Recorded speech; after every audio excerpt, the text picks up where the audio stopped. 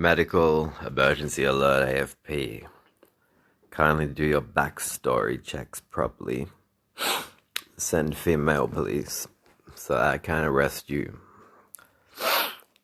I was in pharmacies learning about the medicinal benefits of cocaine when you were breastfeeding and reading stories about Eden. So send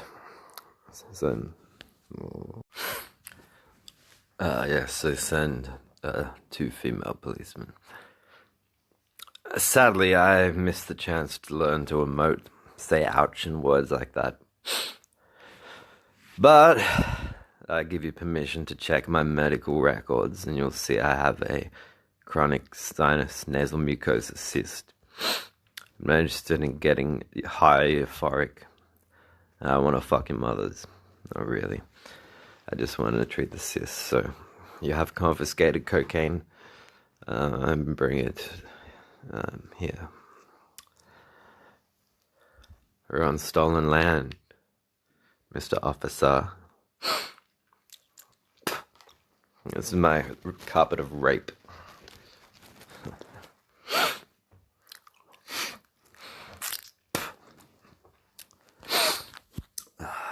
Fuck Canberra A.F.P. Piggers.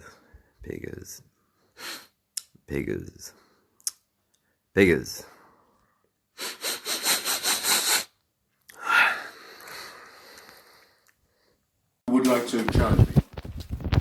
Yeah. If there is no God, why don't you spend your whole life trying to convince people that there isn't? Why don't you just stay home? Can you repeat that? Was the question? The question is, if there is no God, why spend your life and career trying to refute that? Why not just leave it alone and stay home? Fair enough. Well, it isn't my whole career, for one thing. It's become a major preoccupation of my life, though, in the last 8 or 9 years, especially since September 11, 2001, to try and help generate an opposition to theocracy and its depredations internationally. That is now probably my main political preoccupation. To help people in Afghanistan, in Somalia, in Iraq, in Lebanon, in Israel, resist those who sincerely want to encompass the destruction of civilization and sincerely believe they have God on their side in wanting to do so. I think maybe I will take a few minutes just to say something that I find repulsive about especially monotheistic messianic religion. With a large part of itself, it quite clearly wants us all to die. It wants this world to come to an end. You can tell the yearning for things to be over whenever you read any of its real texts or listen to any of its real, authentic spokesmen, not the sort of the pathetic apologists who sometimes masquerade for it. Those who talk, there was a famous spokesman for this in Virginia until recently, about the rapture, say that those of us who have chosen rightly will be gathered to the arms of Jesus, leaving all of the rest of you behind. If we're in a car, it's your lookout. That car won't have a driver anymore. If we're a pilot, that's your lookout. That plane will crash. We will be with Jesus, and the rest of you can go straight to hell. The eschatological element that is inseparable from Christianity. If you don't believe that there is to be an apocalypse, there is going to be an end, a separation of the sheep and the goats, a condemnation, a final one, then you're not really a believer. And the contempt for the things of this world shows through all of them. It's well put in an old rhyme from an English exclusive brethren sect. It says that we are the pure and chosen few, and all the rest are damned. There's room enough in hell for you. We don't want heaven crammed. You can tell it when you see the extreme Muslims talk. They cannot wait. They cannot wait for death and destruction to overtake and overwhelm the world. They can't wait for what I would call, without ambiguity, a final solution. When you look at the Israeli settlers, paid for often by American tax dollars, deciding if they can steal enough land from other people and get all the Jews into the promised land and all the non-Jews out of it, then finally the Jewish people will be worthy of the return of the Messiah. And there are Christians in this country who consider it their job to help this happen so that Armageddon can occur, so that the painful business of living as humans and studying civilization and trying to acquire learning and knowledge and health and medicine and to push back can all be scrapped, and the cult of death can take over.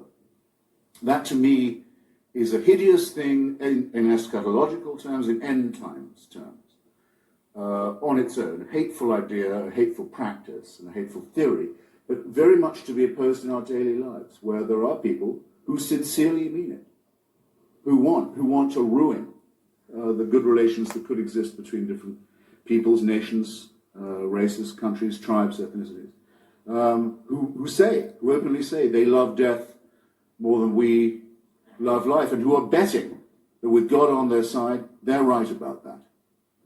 So when I say, as the subtitle of my book, that I think religion poisons everything, I'm not just doing what publishers like and coming up with a provocative subtitle. I mean to say it infects us in our most basic integrity. It says we can't be moral without Big Brother, without a totalitarian permission. It means we can't be good to one another. It means we can't think without this. We must be afraid. We must also be forced to love someone who we fear. The essence of sadomasochism. The essence of abjection. The essence of the master-slave relationship. And that knows that death is coming and can't wait to bring it on. I say this is evil. And though I do some nights stay home, I enjoy more the nights when I go out and fight against this ultimate wickedness and ultimate stupidity. Thank you.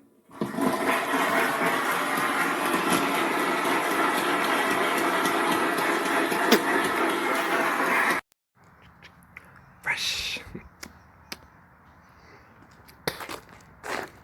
Abortion.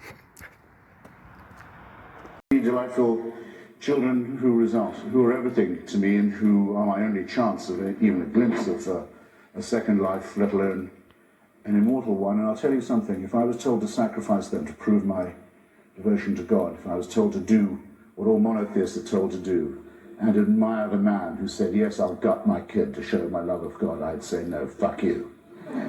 What about Fräulein Freisel in Austria, whose father, unwilling to get out of the way, kept her in a dungeon where she didn't see daylight for 24 years, and came down most nights to rape and sodomize her, often in front of the children who were the victims of the previous attacks and offences. Imagine how she must have begged him. Imagine how she must have pleaded. Imagine for how long. Imagine how she must have prayed every day, how she must have beseeched heaven. Imagine, for 24 years, and no answer at all. Nothing. Now, you say that's all right that she went through that, because she'll get a better deal in another life. Are you, I have to ask you, if you can be morally or ethically serious and postulate such a question? No, that had to happen. And heaven did watch it with indifference, because it knows that score will later on be settled. So it was well worth her going through it. She'll have a better time next time. I don't see how you can look anyone in the face, or live with yourself and say anything so hideously, wickedly immoral as that, or even imply it. There, that's my answer. Do you believe that God, if he's provided everything for you, has rights on your life? No. Because? Why should he? What gives him this right? Because he owns you. He's created everything for you. He's kept you alive. I don't want to be owned, and I don't recognize anyone.